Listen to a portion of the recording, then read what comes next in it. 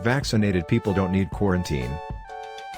Fully vaccinated people who meet certain criteria will no longer be required to quarantine following exposure to someone with COVID-19. The eased rules announced Wednesday start 14 days after the final vaccination dose and last for 3 months after the dose for people who show no symptoms. The latter timeframe could be extended as more is learned about the long-term impact of the vaccines. CDC notes that, although the risk of transmission from vaccinated people is still uncertain, vaccination has been demonstrated to prevent symptomatic COVID-19. Vaccinated people should continue to wear a mask, stay at least 6 feet away from others, avoid crowds and poorly ventilated spaces, and follow other guidelines for travel and other activities. Japan could waste 12 million Pfizer vaccine doses because of a shortage of special syringes capable of extracting more of the vaccine from vials. Japan secured doses for 72 million people based on the assumption that each vial could provide 6 shots.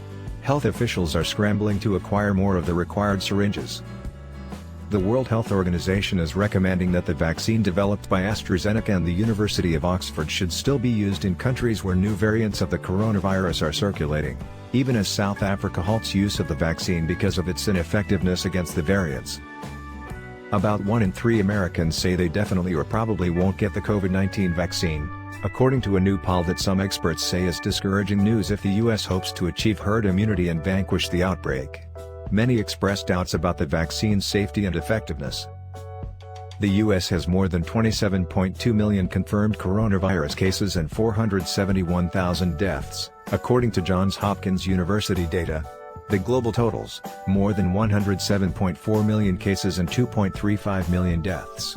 More than 65.9 million vaccine doses have been distributed in the U.S. and about 44.7 million have been administered.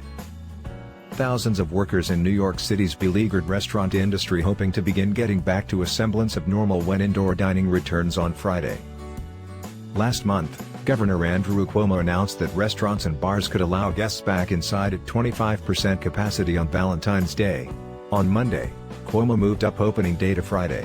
Governors and mayors elsewhere in the U.S. have also recently reopened or loosened restrictions on indoor dining, including in Philadelphia, Chicago, the Portland, Oregon area, Maryland's Montgomery County, and New Jersey.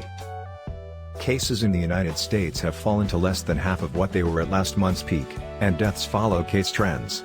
But even with the declines, cases and deaths remain at high levels. The United States is still reporting more than 1 case every second, and cases are being reported about 3 times faster than they were in the relative lull before the fall surge. Deaths are still being reported 4 times faster. Masks may help prevent people who have COVID-19 from spreading the virus to others. Wearing a face mask may limit exposure to respiratory droplets and large particles and may help prevent people who have COVID-19 from spreading the virus.